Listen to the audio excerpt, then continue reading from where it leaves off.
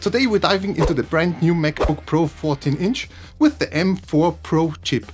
I will start with an unboxing, give you a closer look at its sleek silver design and share why I decided to skip the Nano texture display option. And just to be clear, this isn't a sponsored video. I simply needed a new laptop, and after weeks of research, this MacBook Pro M4 stood out as the best choice for my work as a video and photographer, also editing my own stuff. We will also put it through its paces. I will walk you through its specs, test DaVinci Resolve 19's performance, and yes, even see how it handles some gaming. Because Macs aren't exactly famous for that, right? If you find this review helpful, be sure to smash that like button, subscribe and hit the notification bell so you don't miss my future content. Let's get into it. Alright, this is the packaging of the MacBook Pro M4 with the M4 Pro chip. And here you have the MacBook Pro. Let's get rid of the packaging. This is very nice and clean as you're used to from Apple products. Here on the front side you see the notebook. I ordered it in silver. Here on the bottom you see MacBook Pro. On the side you have the Apple logo. So on the back side you see the details. I ordered the 14-inch MacBook Pro with M4 Pro chip with 24GB RAM and 1TB SSD. And here we have the packaging. Let's open it. And here you can see immediately the MacBook Pro 14-inch. It looks really nice. It's pretty heavy, but it's not that big. It looks great. But before we have a closer look at the MacBook Pro, let's put it aside and check the accessories. So first of all, we have here the charging cable. So we have the MagSafe cable, USB-C to MagSafe cable. This is magnetic, so we can use this instantly to charge our notebook then. Furthermore, you have some documents here. Here you have information about the security and how to use it. It's in German. And here you have a quick start guide. Oh, it's really nice. It's a nice starter guide that you immediately know what's on your notebook. So I really like this. And then for sure we have here the charger. So this charger is wrapped in some kind of plastic material. Let's get rid of this. And here you also have a packaging around. It's wrapped. And as you can see, this is the larger charger. You can connect here the USB-C. It's in white, it's not in black, because the white comes with the silver edition. The space black would have the black cable here, but I think this is a better match. And this is the 96-watt charger. So this is the larger one. Anyways, it's heavy, but it's still compact. All right, so then I would say, let's put this back. Let's have a look at the MacBook here.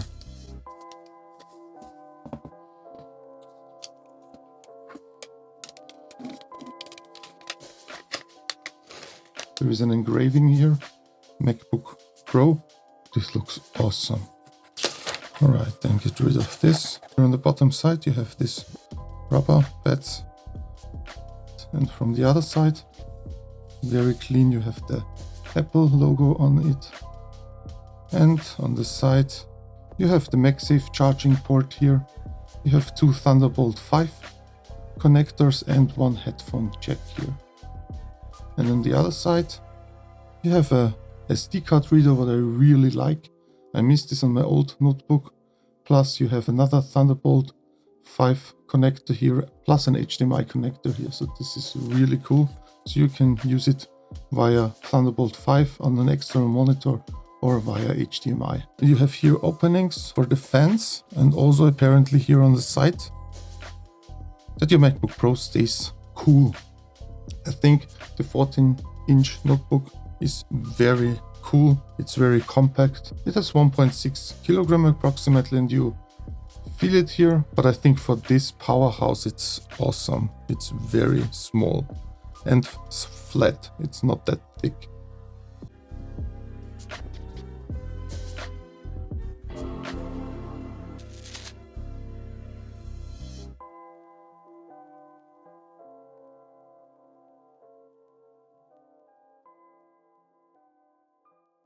Alright, unboxing done. So I'm not an Apple fanboy, but I must admit the new MacBook Pro with its M4 Pro chip is yet another masterpiece of engineering and design. While the design hasn't really changed much from the M3 MacBook Pro, it still feels fresh and exciting to me because my last MacBook Pro was a 15-inch Intel-based MacBook Pro.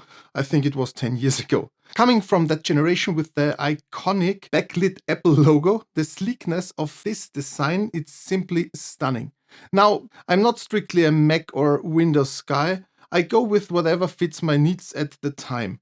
Years ago, I used to play games like Overwatch or Fortnite, so a Windows machine was perfect. These days, though, I spend my time creating videos and running my YouTube channel, which means editing, performance, and workflow are my top priorities.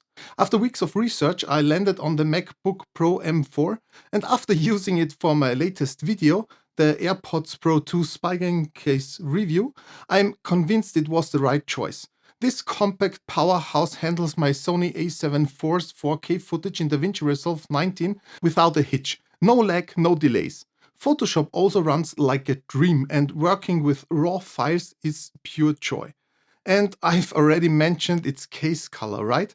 I decided to go with the silver model. Don't get me wrong, I also love the new space black variant, which looks stunning, but silver is said to be less prone to fingerprints.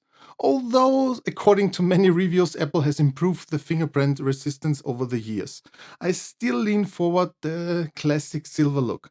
Trust me, it wasn't an easy decision. Before we jump into the tests, let's take a quick look at Apple's current 14-inch MacBook Pro lineup specs to give you a better overview. There are three versions: the base 14-inch M4 model starting at around $1,600 USD, the M4 Pro model, which I'm using, starting at around $2,000 USD, and the M4 Max version starting at the wallet-busting $3,200. Euro prices are a bit higher though. One major improvement: Apple has finally upgraded the base RAM, so memory, to 16 GB, a big step up from the old 8 GB standard. I suspect they made this move to support the upcoming Apple Intelligence feature, which will be activated around spring 2025. Don't quote me on that though. Now, where was I? Yes. The three 14-inch MacBook Pro models. These differ mainly in performance thanks to variations in CPU and GPU cores. Of course, RAM and SSD configurations play a role too, but the basic rule is the higher the numbers, the faster the machine. I won't dive deep into every technical detail. There are already plenty of videos out there that do just that. Instead, here's how I see it. If you're mostly browsing the web, doing office tasks, or playing the occasional older OS-compatible game, the base model will be more than enough. Actually, you might want to consider a MacBook Air instead. Your wallet will thank you. Still, be sure to try it out before making your purchase. Back to the pros. With its 16 GB of RAM, it's also future-proofed for Apple's new AI features when they roll out. As for me, I needed more. I do the base tasks, but I also edit YouTube videos, short films, and family vacation footage in 4K. Occasionally, I also use 10-bit S-Log3 footage. So I opt in for the M4 Pro model with the base CPU and GPU configuration. A big advantage is that this model already comes with 24 GB of shared memory, and I upgraded to a 1 TB SSD instead of the standard 512 GB. Why?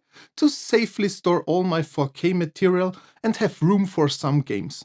Looking back, the 512 GB SSD might have worked since I keep most of my video files on an external hard drive. But having extra storage feels like a safe bet, right? Who knows what I will need down the line. This, of course, comes at an increasing cost, but after nearly 4 years, I factored that in and felt my purchase was justified. Now you might ask, why didn't I upgrade the memory? That's a great question. Honestly, my older Windows 11 laptop has 16 GB of RAM and it handles my workflow just fine.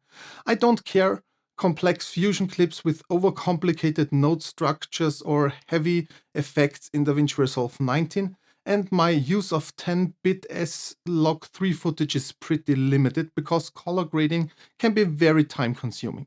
Even on my old laptop, this wasn't an issue. Plus 24 GB is still more than 16 GB, right?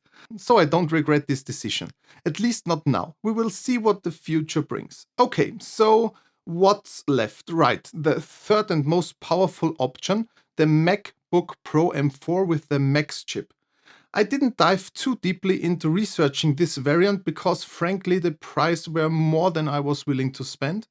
Yes, with each upgrade, the MacBook Pro becomes insanely powerful, but it's an overkill for my needs. Unless you're a 3D animator, AI programmer, or maybe a mathematician running millions of complex calculations simultaneously, just guessing here, you probably won't even push the M4 Max to its limits.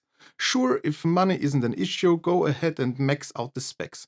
But for most of us, spending approximately 8,000 bucks on a notebook isn't exactly practical.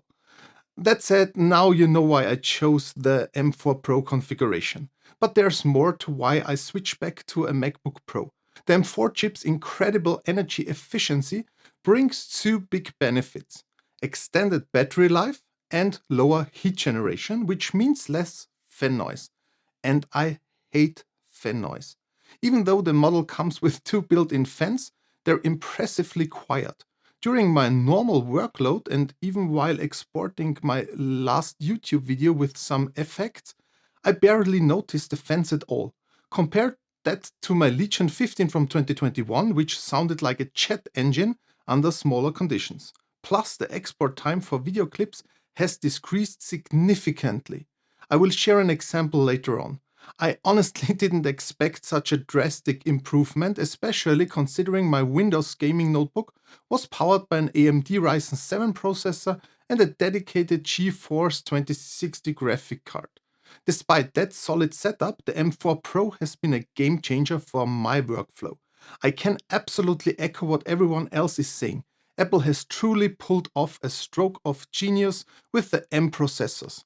I'm curious to see if the new Snapdragon processors can keep up. We will find out. Alright, let's address the elephant in the room. I decided not to go with the new hyped nano texture display that everyone either loves or hates. For me, the decision was straightforward. Sure, I've seen plenty of YouTubers calling it a game changer, while others criticize it for a slight loss of sharpness or blacks that look more like dark gray. Honestly, I didn't get the chance to see it in person, and yes, I did wrestle with the decision, but in the end, I just weighted how often I actually use my laptop outside in bright sunlight, on a train, or in a similar scenario. My conclusion: I use my MacBook indoors most than 90% of the time, and for that I prefer the vibrant Retina display over a matte one. Plus, if I'm ever outside in direct light, the M4 model can easily hit 1000 nits of brightness. Period. I opted for the standard screen, and by the way, I saved 150 bucks by not going with the nano variant. Speaking of display brightness, regardless of which variant you choose, all models can now reach 1000 nits in outdoor mode. On the M3 models, this brightness was reserved for HDR content, not SDR, although my research showed that there were some third-party apps that worked around this limitation. With the M4 generation, it's now available out of the box, and I really appreciate that. Over the past few weeks, I've grown to love the adaptive brightness feature. Most of the time, the sensor does an excellent job adjusting the brightness, and I've only had to tweak it manually in a handful of situations. Sure, raising the brightness does impact battery life, which is naturally a bit lower on the standard screen than on the nano texture display, since you're more likely to use higher brightness in bright sunlight with the standard option. And speaking of battery life, that's another aspect that really impressed me. According to Apple, the M4 Pro model lasts up to 24 hours. While I didn't measure the exact duration, I was amazed that my MacBook Pro powered through an entire day with a mix of tasks, editing a short video, watching several hours of YouTube, writing a script in Word, browsing with Brave, and run Spotify in the background, and still had around 33% battery life left. That's pretty impressive. Performance-wise, there's no difference whether it's plugged in or running on battery. The performance stays consistent. This is what I literally hated about my older Windows 11 notebook. The battery drains so quickly and it would be empty after just, I don't know, 1 hour or so. Of course, intensive tasks like video editing or exporting will naturally drain the battery faster than lighter activities, but that's expected anyways. Battery life isn't my top priority though, since I mostly use my notebook in my studio. But it's good to know it can last a full day when needed. Alright, before diving into how it performs in DaVinci Resolve 19 or testing it with 1 or 2 games, let's briefly talk about the operating system. The newest macOS pre-installed on my brand new MacBook Pro is macOS Sequoia. I hope my pronunciation was correct. And it brings some exciting improvements.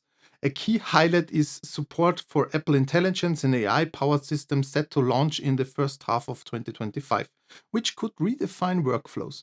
The update also enhances multitasking with improved window management, introducing upgrades to apps like Safari and Notes, and offers advanced privacy tools.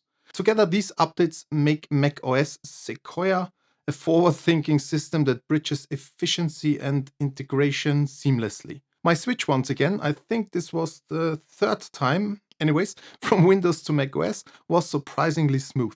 It's still highly intuitive, though there were some small adjustments to getting used to when using an external keyboard designed for Windows.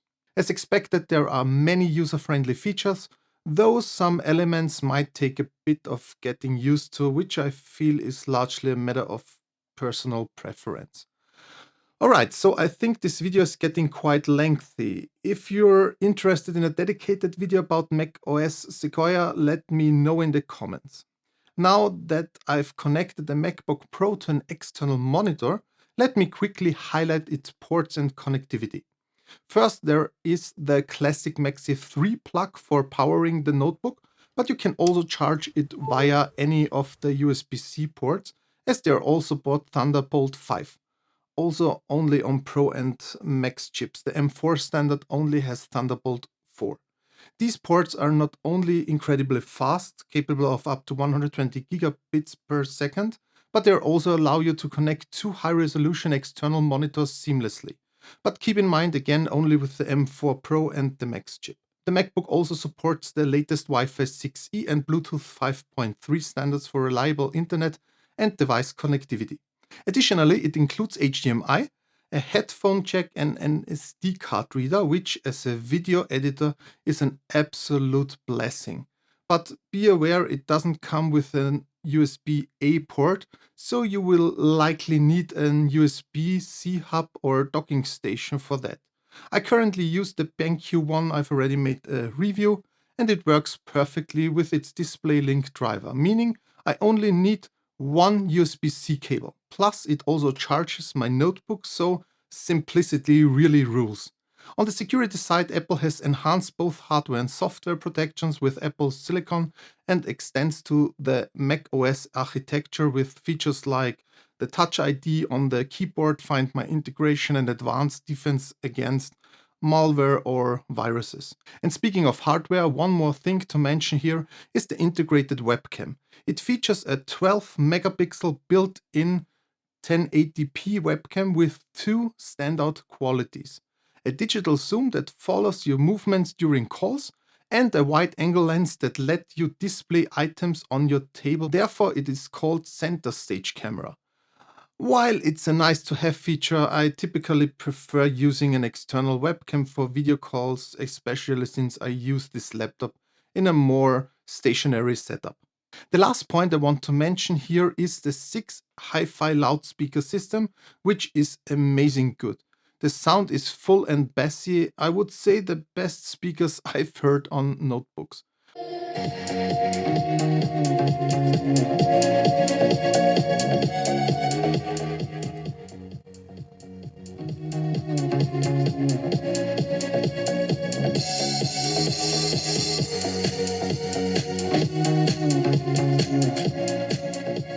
Watching YouTube or a movie really immerses you with its sound effects. Alright, to sum it up, the MacBook Pro M4 with the M4 Pro chip has a stunning design, is fast, durable, secure and equipped with the latest technology, including AI capabilities that are just around the corner. Hopefully this gives you a good understanding of why I chose it for my current life situation. Now enough talk. Hope you're still with me. Let's jump into DaVinci Resolve 19 and see how it performs in terms of workflow and export times. As you can see, it's super fast. It opens my latest project in no time. I use timelines, music clips, audio effects and even a few predefined effects like my subscribe button with sound animation, which is now visible and animated in real time. On my older laptop it was very jerky, but I knew exactly where to place it because I copied it from another project. Another detail, all this material is loaded from an external Samsung T7 hard drive, 1 TB, connected via USB-C to one of the Thunderbolt 5 ports. Scrolling through timelines and switching positions even while it's playing the video in full 4K resolution runs flawlessly, without stuttering or lagging. It's what any video editor dreams of. Alright, let's check the export time for this approximately 7-minute 4K review. On my Legion 15 laptop, it took about 7 to 8 minutes. Let's see how fast the MacBook Pro with the M4 Pro chip handles it. And half the time. I don't think there's much to add here, right? If you're interested, I could also do a more detailed review focusing on DaVinci Resolve performance on my M4 MacBook Pro. Just let me know in the comments if you like to see something like that. But for now, moving on. How does it perform in gaming? Let me launch my Steam portal. First, I will point out that not many games are supported natively on my macOS compared to the Windows-compatible games I own. That's a bit disappointing, but expected. After all, I view the MacBook as a powerful workstation, not a gaming machine. Still, it's strong enough to handle games, also newer ones. Let's kick things off with Stray, which runs natively on the MacBook Pro M4 Pro. As you can see, the game looks awesome, runs buttery smooth and it's really fun to play. I mean, who wouldn't want to wander through a robot city as a cat solving puzzles with the help of a talking drone? Just kidding, but as you can see, the animations are fantastic. The game really does get you hooked, although it's been reported that the game is relatively short, about 5 to 6 hours, but I will definitely continue playing since completing each challenge makes you want to know what's next and why you're even there in the first place. What do you think of the game? Have you finished it or are you still playing? Let me know it in the comments. Also, if you have any game recommendations, feel free to drop them down below. Next up, let's quickly check a scene from Tomb Raider, which is also available natively on Steam for macOS. The title isn't brand new, but the graphics are still stunning. I finished the game a few years ago, but it's definitely one worth revisiting. As you can see, it runs smoothly as Lara Croft explores new areas and fights off opponents. This Tomb Raider series is something I really enjoy, and this installment was no exception. Alright, I think that's a wrap for my review. I hope I've given you a good overview of the new MacBook Pro M4 with the Pro chip and why I purchased it. I'm really glad I made the switch again because it's the perfect tool for my current phase of work, and if I need something on Windows 11, I still have options with my other notebook or PC. What do you think? The new MacBook Pro M4, yay or nay? Let me know down below. If you enjoyed this review, a like and subscribe would be much appreciated, and I would love to discuss this MacBook Pro M4 Pro further in the comments. Well, thanks for watching, stay healthy, take care, and I will see you in the next one.